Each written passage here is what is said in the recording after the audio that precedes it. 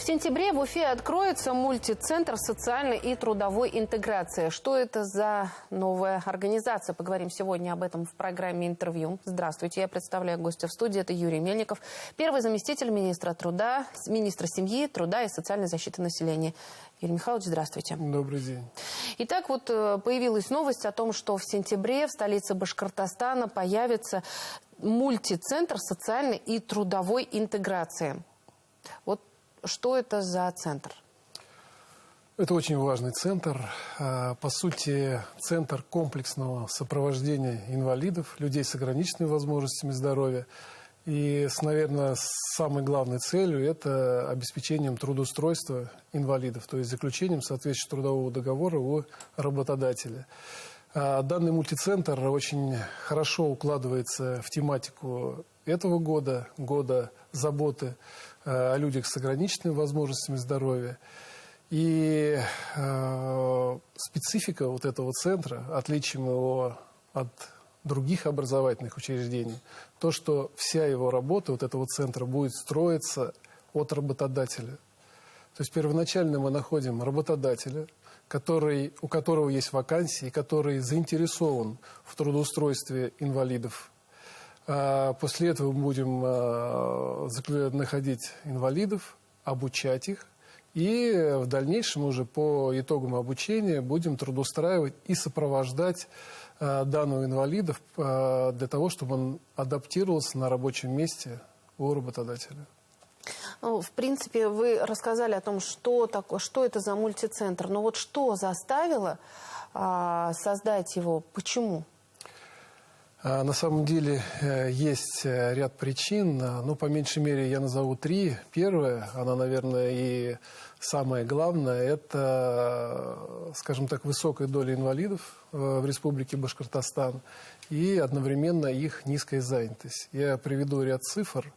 Вот буду называть цифры. На 1 ноября прошлого года на тот момент в Республике Башкортостан было порядка 98 тысяч инвалидов трудоспособного возраста.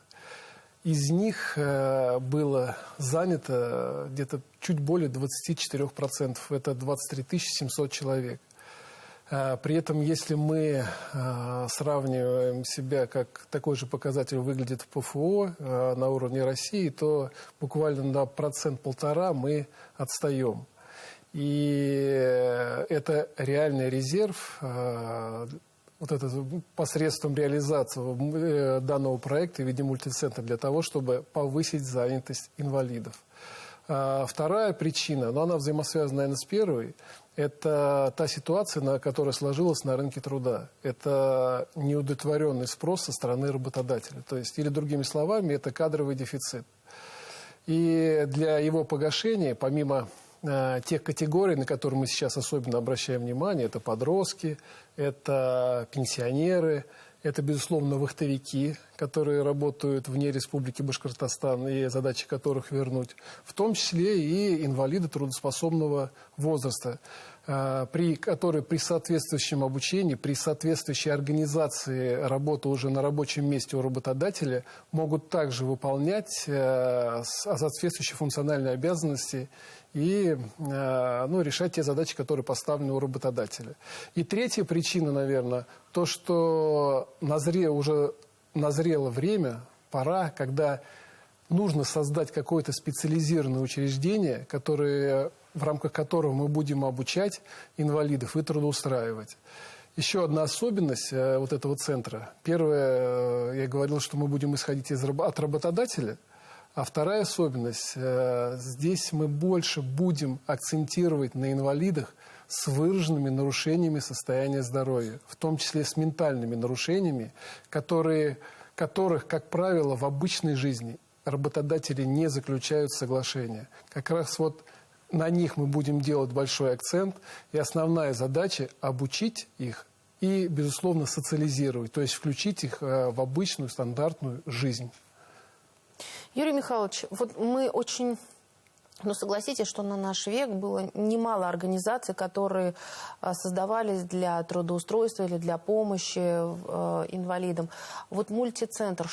Почему мультицентр? Само название.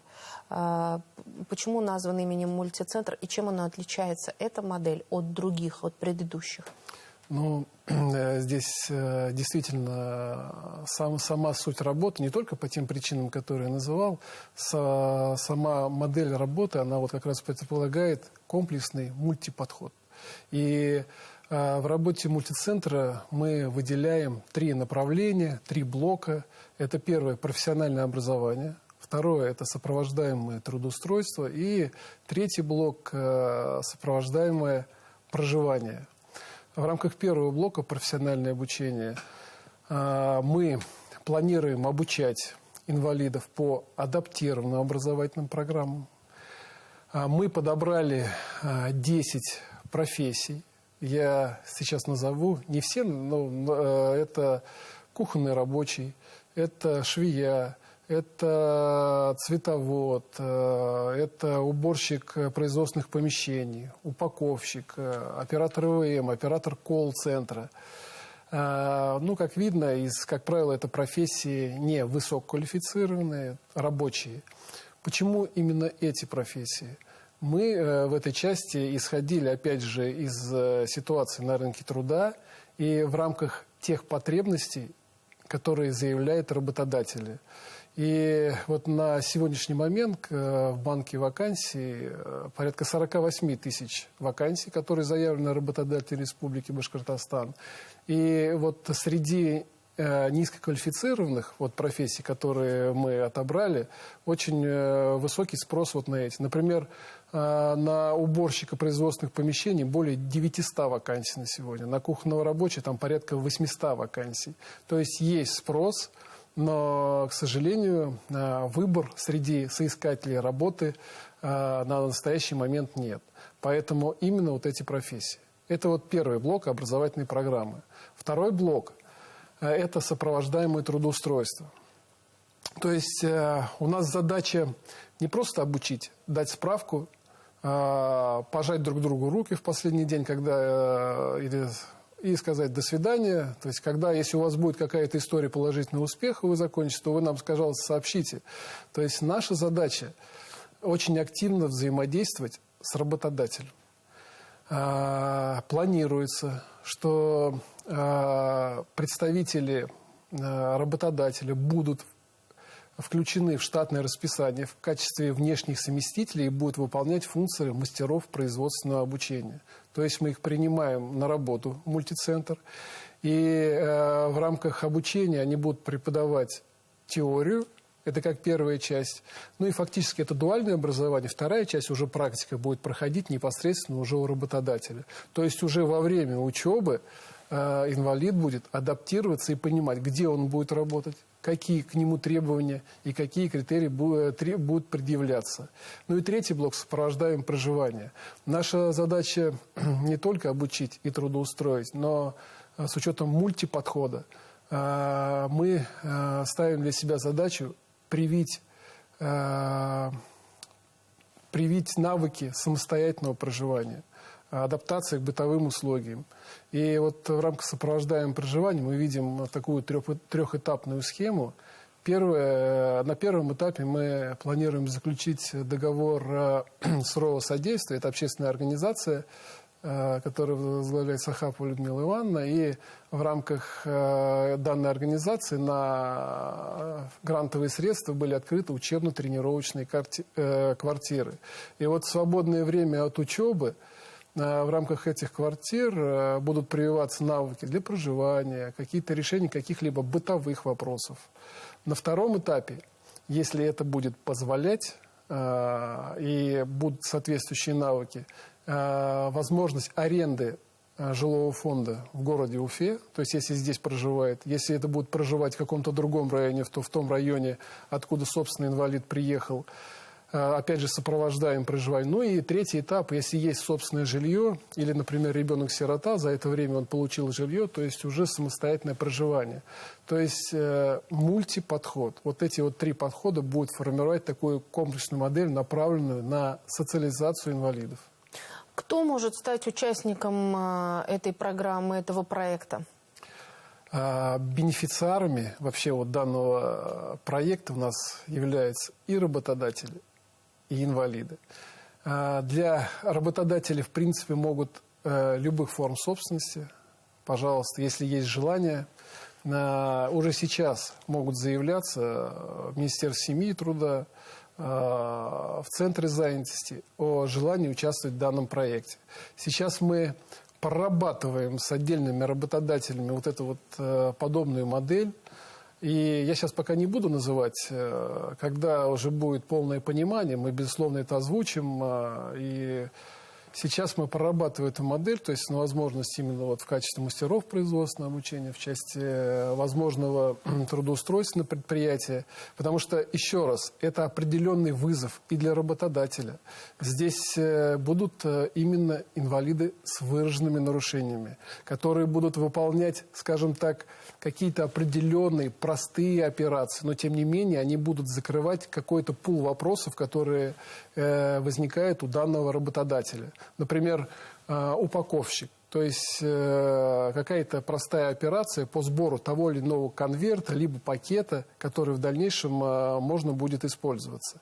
Поэтому сейчас, наверное, можно уже анонсировать, уважаемые работодатели, если у вас есть желание, заявляйтесь, мы подробно, индивидуально расскажем вам, проговорим все моменты.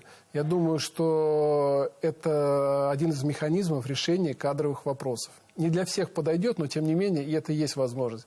И второй бенефициар – это, собственно, инвалиды. Да, вот это самый интересный вопрос. Да, это инвалиды.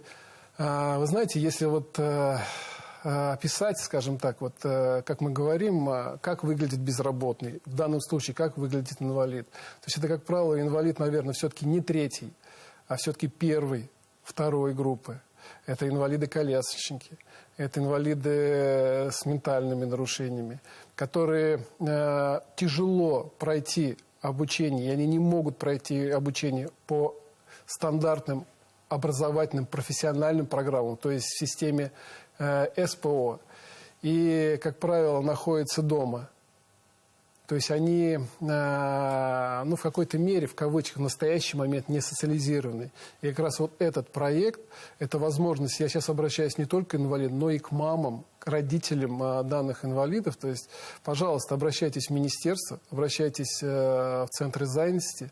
Мы готовы, опять же, предметно, индивидуально с каждым инвалидом отрабатывать, провести соответствующую встречу, познакомиться, провести профориентацию, понять, какие все-таки навыки превалируют, какой есть потенциал. И в дальнейшем, то есть вот провести ту работу в рамках тех 3 блоков, которые я обозначил. И, Юрий Михайлович, коротко, этот мультицентр будет доступен не только уфимцам, но и жителям других городов и районов республики.